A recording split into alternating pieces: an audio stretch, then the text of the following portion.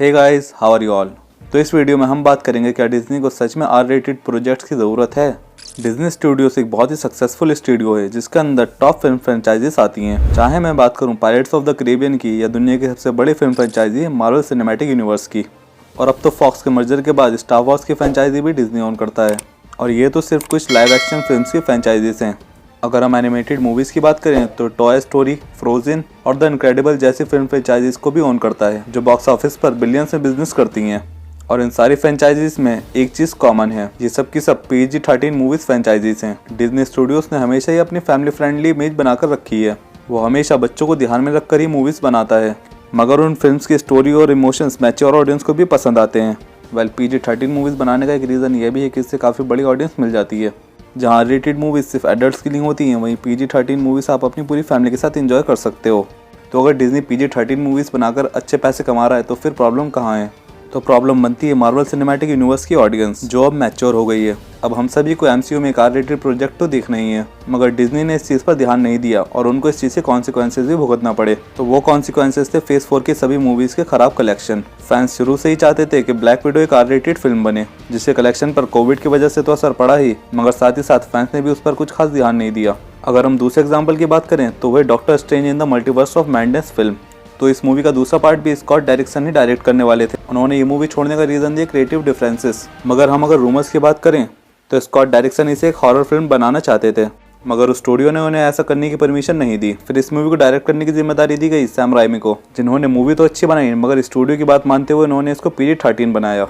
और फैंस को ये चीज़ बिल्कुल ही पसंद नहीं आई और इसको बहुत ज़्यादा क्रिटिसिज्म भी झेलना पड़ा। अब इस चीज़ में सबसे लेटेस्ट एग्जाम्पल है Thor love and thunder. Fans के हिसाब से Thor love and thunder phase 4 की सबसे बेकार मूवी है और इसका रीज़न है फिल्म की फनी टोन। अगर इस मूवी के विलन के पर्सपेक्टिव से देखें तो इस मूवी को आर रेटेड जरूर होना चाहिए था। इसका विलन गॉड द गॉड बutcher मार्वल कॉमिक्स का one of the best villain है। जो कैरेक्टर मार्वल कॉमिक्स में गॉड सा कत्लेआम करता है, टाइका वाइटिटी ने उसे एक बच्चा चोर बना दिया।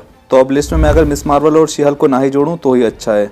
अब बात करते हैं मार्वल के फ्यूचर प्रोजेक्ट्स की। ब्लेड, जो अभी रिलीज भी नहीं हुई है, वो अभी से कंट्रोवर्सी में घिर गई है। तो ब्लेड मूवी पहले MCU फेज 5 का पार्ट होने वाली थी, मगर इसके डायरेक्ट बसंत तारिक ने इस मूवी को पहले ही छोड़ दिया। तो ब्लेड मूवी पहले फेज 5 के लिए अनाउंस हुई थी, मगर इसको फेज 6 में शिफ्ट कर दिया गया है। इसकी स्क्रिप्ट सामने आने के बाद बसंत तारिक ने इस मूवी को छोड़ दिया था।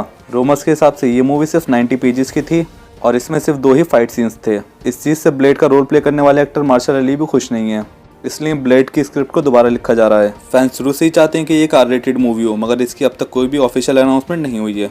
मगर फैंस को एक मूवी से राहत मिल गई है, वो है डेडपूल 3।